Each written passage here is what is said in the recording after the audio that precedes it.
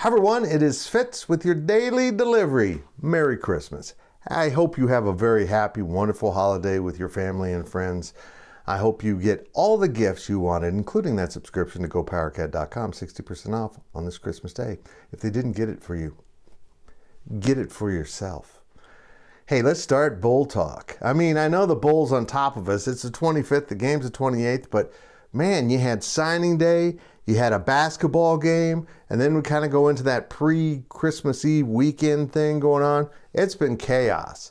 But today, this DD is about the bowl game and Avery Johnson. Make sure you subscribe to the channel, hit the thumbs up, leave those comments, please. What will K-State look like? Not just with Avery Johnson playing quarterback, but will this whole team out there? There's going to be so many new faces running around in some key spots.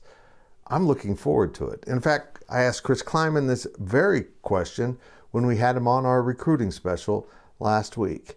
It's with a great deal of, kind of intrigue and nervousness that he puts this team out on the field with guys that he's seen accomplish things in practice, but not many of them faced long-term playing opportunities this past season. And that includes Avery Johnson, who played quite a bit in the Texas Tech game and stole the spotlight in that game with 5 rushing touchdowns. But does that really translate to bowl success? We don't know. It's also a big debut for Connor Riley at offensive coordinator. And if everything clicks between Riley's play calling, Avery Johnson's ability, and all these young players that are going to be arrayed around him in skill positions, along with a veteran offensive line, it could get kind of fun.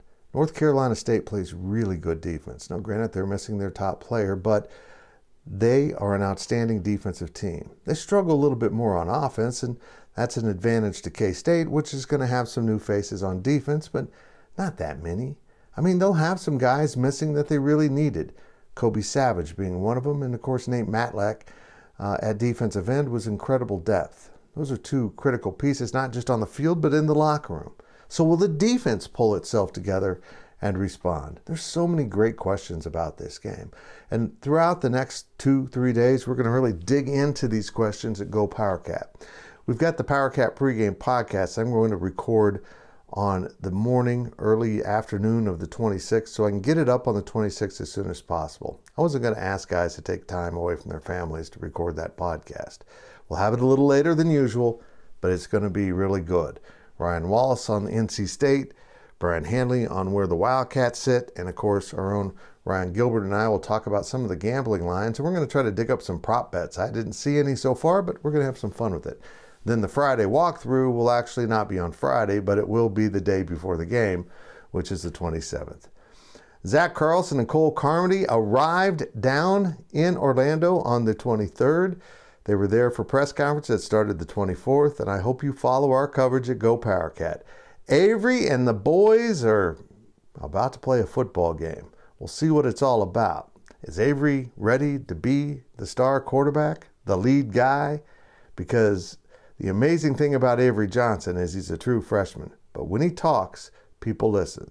He's a natural leader, and when you have a natural leader in your locker room, particularly at quarterback, you're at an advantage. We'll see what happens, but whatever happens, this is going to be a fun, intriguing bowl game.